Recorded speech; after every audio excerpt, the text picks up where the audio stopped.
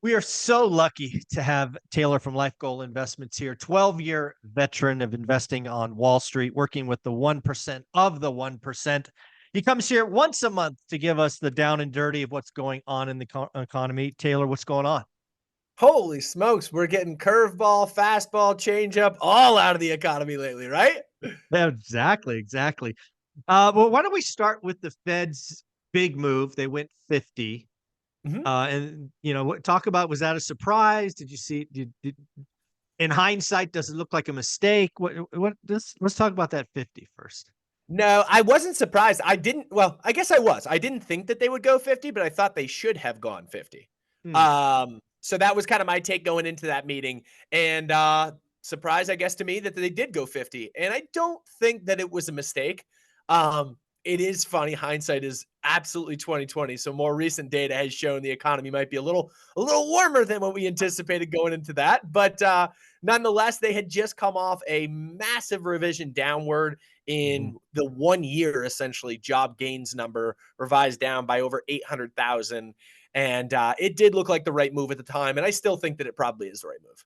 Yeah, when you look at that, was that more of a makeup for not cutting in July, right? Do you think they should have gone a meeting earlier? Was that what it was, or no? I think that that's what Powell said. He basically said that in the meeting. He was like, yeah, had we known how bad our data is that we're taking in right now, we would have cut in July.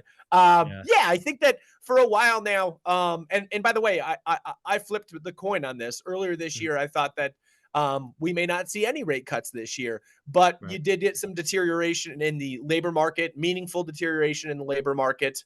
By the way, from a very rapid pace of hiring. So not to say that we're in like this ultra recession mode or anything like that, but the pace slowed, unemployment ticked up, and the trend was becoming what seemed to be clear, right? We've gotten some data sense that maybe it's not quite as clear. Yeah. I mean, when you look at the data again, hindsight is always 2020. That jobs number, it's funny with this jobs number. It's like we all know it's dirty. It had a low response rate. The seasonal adjustments were bananas. I think even Austin Goolsbee, I think it was a Forbes article 2 days before it came out, said that the jobs number used to be the most important number he looked at, and he's Yeah. like, "Yeah, not anymore. We're not being very good with this number." Yeah. So it's interesting, but when I think about what happened to the cost of capital Friday, that's real. Oh, huge, huge, huge, huge, huge move. Huge move in the back end of the curve. In the front of the Yeah, curve for that matter. yeah, and it's been care. I mean, it was such a violent move on Friday. I was like, maybe Monday's going to give back because it just heading into the weekend or whatever. But it's continued to go up. In fact, the yield curve is now inverted again. Yep. Right, the twos are above the 10. I think there was real fear out there in the market that you had this kind of upward trajectory in unemployment, and then you had 1 month where it ticked down. And I think Mhm. the real fear was that the longer term trend was going to continue there.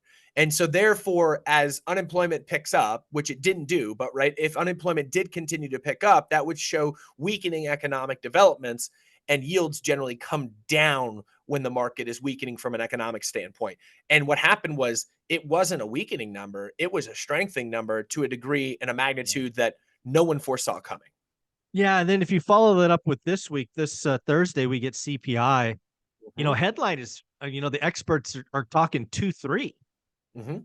We're getting really, really close to two, Oh right? boy, are we ever? Yeah, yeah, and now everyone is an expert on peeling apart inflation and breaking down the fact that if you use more current numbers on housing, it would actually be in the ones and this and that. You've been talking about that for 2 years now, Mhm. but now everyone is literally parsing this data and saying, "No, we're good." Cut. We're really It in the is ones, interesting. yeah. It Crazy. is. I mean, it's hard to look at historic data and say that, yeah, a soft landing is probabilistic. But right now you do have inflation continuing to weaken, and you do have unemployment tame. And it looks, at least if you take a snapshot right now, that a Right. soft landing is taking place. Um, Yeah. going forward in the future, yet to be determined. The numbers are not on the Fed's side to say that they're able to do so, but the data, case in point, snapshot right now, it looks soft landing. Yeah, no, I mean, I think that's why in their rate cutting cycle. Because I think the one thing that's still true today, as it was on Thursday before the jobs number, they're not anywhere close to the neutral rate. They know Correct. they're high. Correct. I do think there's going to be a battle brewing, and you saw a little bit of it in the announcement. Michelle Bowman, the lone dissenter, Yep. thinks that the neutral rate is closer to 4, where a lot of her, cohorts think it's like 3 to 3.5. Yeah. It's You it's know, hard to get to where Michelle Bowman is at 4. I don't really understand her justification for saying that. Where inflation is right now in the twos somewhere, with Fed funds at 4.75, or however you clock that precisely, in that ballpark. That's a widespread. And it's tough to say that is neither contractionary nor expansionary. But I guess, in her defense, you look at the market and you go, doesn't seem to be contracting shit where the federal funds rate is right now. yeah, I mean, you could look at the numbers and go, man, they shouldn't have cut it all, Yeah. right? I mean, in hindsight, I mean, a 50 certainly seems, panicky, and all the Monday morning quarterbacks are coming out saying, the Fed looks silly for this and that. But again, I think they're going for the soft landing. That's what they're playing for at this point, right? They're trying to pull it off. Well, broadly speaking, they've got the biggest inflationary proponent on their side, which is oil. Oil's been tumbling, right? Now it's caught a bit over the last week or so. Mhm. But broadly speaking, oil has been, I don't want to call it in free fall, but it is at, I don't know if it's a couple of year low at this point. And it's funny, it's coming amidst obviously huge pressure in the Middle East, which is the Yeah. oil hotbed. And I think what that shows is a little bit of, it could be made the argument, and this would be on the opposite side of things about economic weakening, but it could be made the argument that, listen, global demand is just not there. And I think that the big argument there is that China's just fallen off, and Yeah. the Chinese demand is not there for oil, and they are a massive, massive importer. And a Absolutely. lot of people will make the argument that that's not a reflection on the U.S. economy. The U.S. economy is a net exporter at this point. But I think it just shows broader safety, broader protection, broader, I'm not using the right word there, but comfort in the fact that we are not as dependent on the Middle East for oil. And US Yeah. technology has massively changed that game. Yeah. I guess the one thing I sit here thinking about is, will the 10-year be higher or lower by the end of the week? Because we'll get CPI, we'll get PPI, we'll get another weekly unemployment claims. What do you think? I think I'll call the 10-year 4. Let's just call it 4 as we're talking. Do you think Yeah. that the 10-year is above 4 or below 4 by the end of the week?